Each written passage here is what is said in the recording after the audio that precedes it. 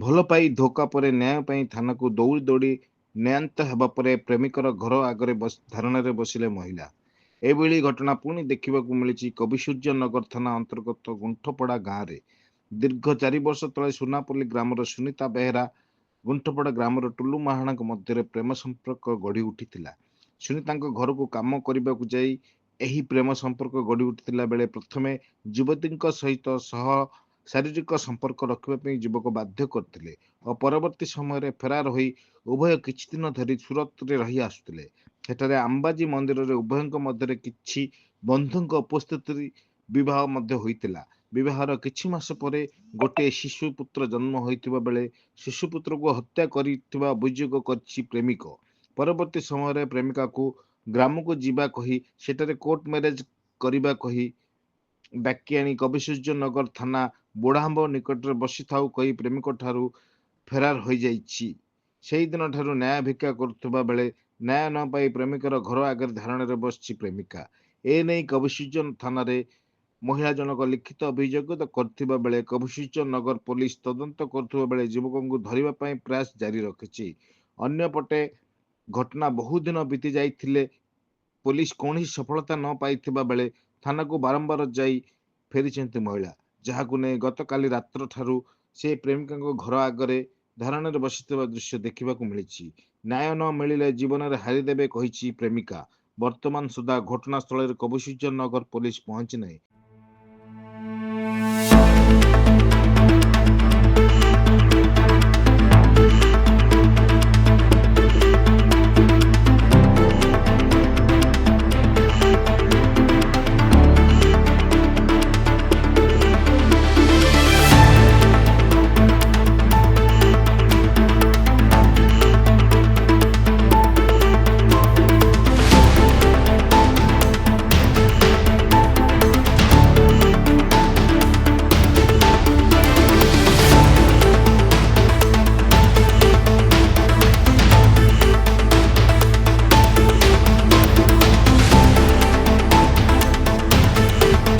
ନା ସୁନିତା ବେହେରା, ଆମର ସୁନାପଲ୍ଲୀ।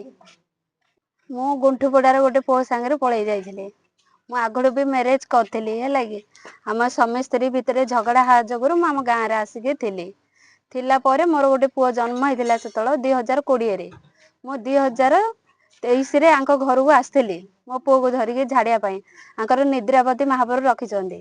ରକ୍ଷାରୁ ମୁଁ ଆସିକିରି ଝାଡ଼ିକିରି ଯିବା ପରେ ତାଙ୍କ ମାଆଠୁ ନମ୍ବର ନେଇଛନ୍ତି। ତାଙ୍କେ ନେଇକିରି ମତେ କଲ୍ କଲେ, ତମ ସ୍ୱାମୀ ସହିତ ତମେ ସମ୍ପର୍କ ରଖନି, ତମେ ମୋ ସାଙ୍ଗରେ ସମ୍ପର୍କ ରଖ, ମୁଁ ତମ ବାହା ହେଇ ପ୍ରତିଶୋଧ ସବୁ ଦେଲା ପରେ ଆମ ଘରକୁ ଦିନେ ଯାଇଥିଲେ। ତାଙ୍କେ ଗଲା ପରେ ମତେ କହିଲେ ଶାରୀରିକ ସମ୍ପର୍କ ରଖିବା ପାଇଁ।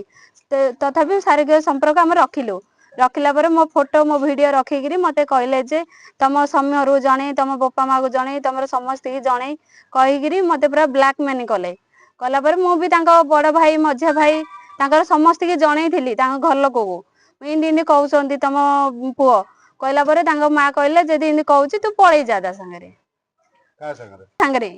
ପଳେଇ ଯା। କହିଲା ପରେ ମୁଁ କହିଲି ନାଇଁ ମୋର 2ଟା ଛୁଆ ଅଛି, ମୁଁ ଯିବି ନାହିଁ।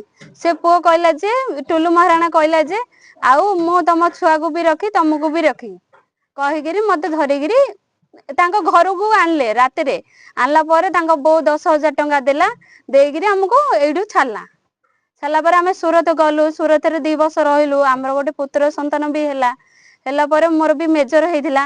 ମେଜର ହେଲା ପରେ ସେ ପିଲାକୁ ମୁଁ ଓଟି ଭିତରୁ ଯେତେବେଳେ ଆସିଲି 5 ଦିନ ପରେ ମତେ କହିଲେ ପିଲାଟା ମରିଗଲା ପରେ କହିଲା ପରେ ମୁଁ କହିଲି ହଉ ଠିକ ଅଛି, ମରିଗଲା ଯଦି ଚାଲ। ତାପରେ ତାଙ୍କ ବଡ ଭଉଣୀ ଫୋନ କରିକି କହିଲେ କି ଆମକୁ ଆଉ ତମେ କାହିଁକି ଏତେ ଦିନ ଏମିତି ରହିବ, ଆସ କୋର୍ଟ ମ୍ୟାରେଜ କରିକି ଯିବ ହେରି। ଆମ କୁଳ ସମାଜ ବି ଡାକୁଛନ୍ତି, ଆସ ସମାଜରେ ଇଏ ଜଣେଇକିରି ଆଉ କୁଳ ସମାଜ କହିକିରି ତମେ କୋର୍ଟ ମ୍ୟାରେଜ କରିକି ଯିବ କହିକିରି ତାଙ୍କେ ଡକେଇଥିଲେ ଆମକୁ ଡକେଇବା ପରେ ଆମେ ଆସିଲୁ ମିଶିକିରି। ବ୍ରହ୍ମପୁରରୁ ବି ଆସିଛୁ। ବୁଢାମ୍ବ ଛକରେ ମତେ ରାତ୍ର 9ଟା ବେଳେ ବସେଇ ଦେଇକିରି ପଳେଇ ଗଲା ପରେ ମୁଁ ଥାନାରେ ବି ଯାଇକିରି ବାଲଛା ଥାନାରେ ବି ଏଫଆଇଆର ଦେଲି। ସେଠି ବି ଗୋଟେ ଦିନ ରାତି ପୁରା କଟିଗଲା। ତାପରେ ବୈରାଣୀ ଥାନାରେ 7 ଦିନ 7 ରାତି ବଇଲି, ତଥାପି ନ୍ୟାୟ ମିଳିଲାନି। କାଲି ପୁଣି ଛତ୍ରପୁର ବି ଯାଇଥିଲି। ଛତ୍ରପୁରରେ ବି ଗୋଟେ ଦିନ ଗୋଟେ ରାତି ବସିଲି, ସେଠି ପୁଣି କିଛି ଇଏ ହେଲାନି।